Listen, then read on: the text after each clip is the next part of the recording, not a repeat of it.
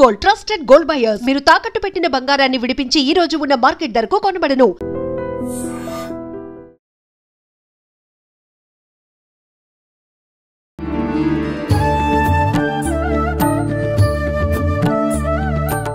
నమస్తే అమ్మా. నమస్తే అమ్మ. శ్రీమాత్రే నమః.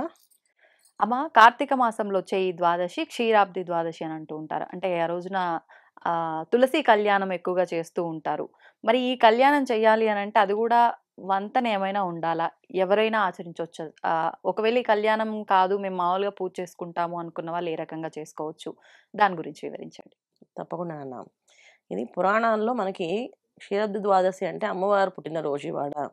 లక్ష్మీ అమ్మవారి అనుగ్రహం మనకి కావాలి కనుక అమ్మవారికి విశేషంగా పూజ చేస్తూ ఉంటాం. లక్ష్మీ అమ్మవారిని, విష్ణువుని, ఎక్కడైతే లక్ష్మీ అమ్మవారి అనుగ్రహం ఉంటుందో అక్కడ విష్ణువుకి అనుగ్రహం ఉంటుంది. సో లక్ష్మీ అమ్మవారిని పూజిస్తూ విష్ణువుని కూడా పూజించాలి కనుక ఇద్దరిని పూజించే రోజు ఒక రోజు అంటే కార్తీక మాసంలో క్షీరాబ్ది ద్వాదశి రోజున వాళ్ళకి కళ్యాణం చేస్తాం. కళ్యాణం ఎందుకు చేస్తాము అంటే, ఒక కళ్యాణం అంటే మన ఇంట్లో ఎందుకు చేయాలి అంటే, మామూలుగా ఒక కళ్యాణం అయితే ఏమవుతుందో పితృదేవతలకి ముక్తి లోకాలు పొందుతారు వాళ్ళు. వాళ్ళకి ఏదో ఒక కార్యక్రమాల వల్ల ఏదో ఇబ్బంది వల్ల అకాల మరణాలు చెందిన వాళ్ళు వాళ్ళకి స్వర్గలోకంకి వెళ్ళే దారి ఉండదంట. వాళ్ళని అక్కడ ఆపేస్తారంట పైన లోకంలో. ఇంట్లో ఏదైనా కళ్యాణం జరిగిందంటే, ఏదో ఒక కళ్యాణం మన ఇంట్లో వాళ్ళ పిల్లలకి ఆ కళ్యాణం జరగాలి అంటే వాళ్ళకు అనుగ్రహం ఉండాలి. వాళ్ళకి అనుగ్రహం ఉంటే ఈ కళ్యాణం జరుగుతుంది. కళ్యాణం జరిగి కన్యాదానం ఎప్పుడైతే అవుతుందో ఈ కన్యాదానం ఫలితం వల్ల వాళ్ళకి స్వర్గలోక ప్రాప్తి వస్తుంది. ఓకే. అందుకే వివాహాలు ఇంట్లో ఖచ్చితంగా శుభకార్యాలు చేస్తే మంచిది అని చెప్తుంటారు. శుభకార్యాల్లో మొట్టమొదటి కార్యక్రమం ఏంటంటే కళ్యాణం. సో మన ఇంట్లో కళ్యాణం చేయడం. అలా ప్రతి సంవత్సరం ఒక కళ్యాణం చేసుకోవాలి అంటే మన సీతారాముల వారి కళ్యాణం చేసుకుంటాం. అలాగే కార్తీక మాసంలో ఇంట్లో మనం కళ్యాణం చేసుకునేది ఈ క్షీరాబ్ది ద్వాదశికి లక్ష్మీ విష్ణుమూర్తికి కలిపి కళ్యాణం చేస్తాం. సో లక్ష్మీ అమ్మవారిని తులసి మాతలోని, విష్ణు రూపాన్ని ఉసిరి చెట్లను చూస్తామట. సో ఈ రెండు ఒక దగ్గర పెట్టి పూజ చేసేవాళ్ళు. ఆ చెట్టు అంటే పూర్వం ఏంటంటే చెట్ల దగ్గర పూజ చేసేవాళ్ళు. ఇప్పుడు ఏంటంటే చెట్టు దొరకక అందరూ కొమ్మలు పెట్టి తులసి కోటలోని కొమ్మ పెట్టి పూజ చేసుకుంటారు. ఈ విధంగా కూడా చేసుకోవచ్చు, దోషం ఏం లేదు. పూర్వం ఏంటంటే మనకి చెట్టు ఉండి చెట్టు దగ్గరే కాస్త కూర్చొని కార్తీక పురాణం చదువుకొని, ఆ కార్తీక పురాణం చదివినప్పుడు ఏంటంటే మనం ఎన్నో ప్రారంభ కర్మల నుంచి బయటపడతా ఉంటాం మనకు తెలియకుండానే. తర్వాత ఈ కథ చెప్పిన వాళ్ళకి, విన్న వాళ్ళకి చాలా విశేషమైన ఫలితాన్ని అందుతుంది. అలాగే మన పితృదేవతలకి ముక్తి లోకాలు పొందుతారు. అందుకని అందరూ కూర్చొని ఈ క్షీరాబ్ది ద్వాదశి రోజున చక్కగా కళ్యాణం చేసుకొని అందరినీ అన్నదానం చేసి, అనేది బ్రాహ్మణ సమారాధన అంటారు. అది అన్నదానం వంట చేసి శుభ్రంగా అందరికీ భోజనాలు పెట్టి, వన భోజనాలు అంటాం ఇప్పుడు మనం. ఈ వన భోజనాల కార్యక్రమం అనేది ఆ క్షీరాబ్ది ద్వాదశి రోజున అమ్మవారి చక్కగా కళ్యాణం, పూజ, వ్రతము చేసుకొని అందరినీ పిలిచి భోజనాలు పెట్టేవాళ్ళు.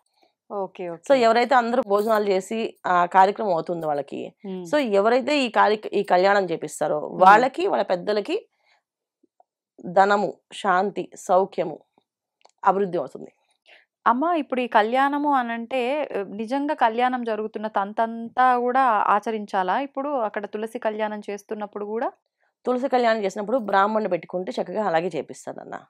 తులసి కళ్యాణం అంటే అమ్మవారు అయ్యవారికి కళ్యాణం చక్కగా చేపించి, దాని తర్వాత మనం ఎప్పుడైతే మన పెళ్ళైన తర్వాత ఏం చేస్తాం, మనం విందు భోజనం పెడతాం అందరికి.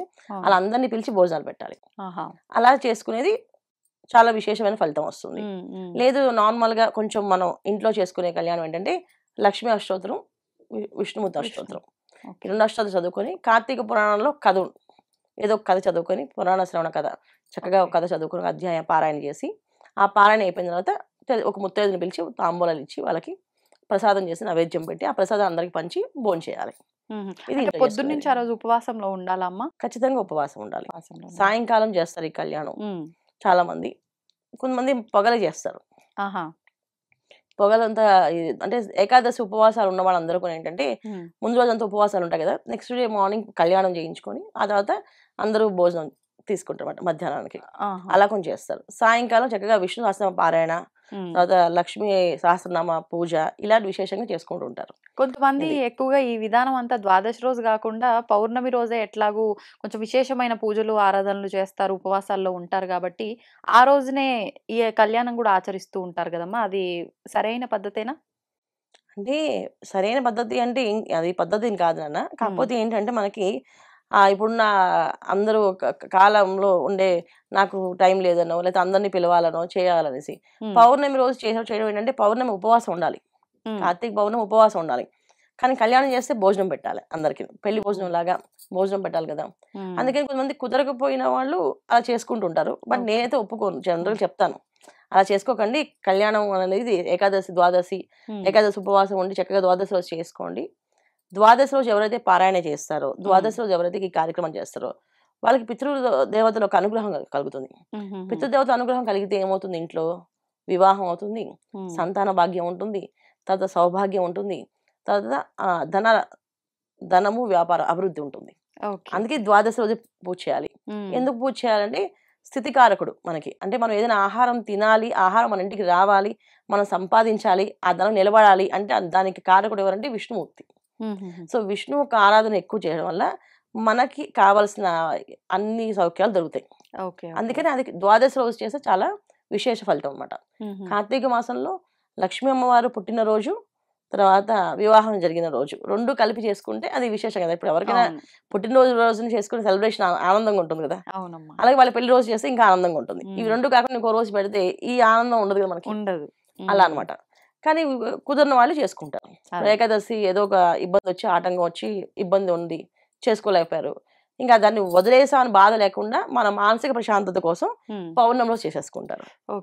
చాలా మంది పౌర్ణమి దీపం పెట్టుకోలేని వాళ్ళు లాస్ట్ రోజు కార్తీక మాసంలో లాస్ట్ రోజు దీపం పెట్టేస్తుంటారు. ఎందుకంటే ఇక్కడ పూజా శాస్త్రం విధానం అన్నిటికంటే కూడా మన మనసు చాలా ప్రధానమైంది. అంతే మన మానసిక ప్రశాంతత లేకపోతే మనం ఏమి చేయలేము. సో మానసిక ప్రశాంతత చాలా ముఖ్యం. నేను చేయలేదు, నాకు ఒక సందేహం ఉండిపోయింది, దానివల్ల ఏమైనా అవుతుందేమో, ఏమైనా జరుగుతుందేమో అనే ఒక బాధ ఉంటుంది చూడండి, దానికి మించింది ఇంకోటి ఉండదు. అందుకే ఏం చేస్తారంటే మన వాళ్ళు సరే పెట్టుకోండి అమ్మా చేయండి, చేసేస్తే ఒక తృప్తి, అలా చేసుకోవచ్చు. కాకపోతే నియమం ఏంటంటే క్షీరాబ్ది ద్వాదశి రోజే చేయాలి ఈ కళ్యాణం, చాలా విశేషం ఫలితం. ఒక రోజు ఈ కళ్యాణం చక్కగా చేసి చూడండి, వచ్చే ఏడాదికి మీకు అనుకున్న కోరిక తీరిపోతుంది. అంత విశేష ఫలితాన్ని ఈ కార్తీక మాసం జరుగుతుంది, చేయాలి మనం. అది ధన్యవాదాలమ్మా. నమస్తే అమ్మా. శ్రీమాత్రే నమః. And for more videos, please subscribe to iDream. Please subscribe to iDream. Please subscribe iDream. And please subscribe to iDream. For more videos, subscribe to iDream. please like, share and subscribe to the channel. Congratulations, iDream. Subscribe to iDream. Subscribe to iDream. So subscribe to iDream Media. iDream ki iDream team andarki huge congratulations. Please subscribe iDream Media. Please subscribe to iDream. Subscribe iDream. Please subscribe to iDream. iDream అంటే నా కళల ఛానల్ను subscribe చేసుకున్న నోరు తిరుగుతలేదు, మీరైతే గంట గుర్తు కొట్టండి. For more such videos, please subscribe to iDream. Subscribe to iDream. Please subscribe to iDream. Please subscribe iDream Media. Please do subscribe to iDream. Please subscribe to iDream Media. For best entertainment and information, please subscribe iDream. And don't forget to subscribe to iDream.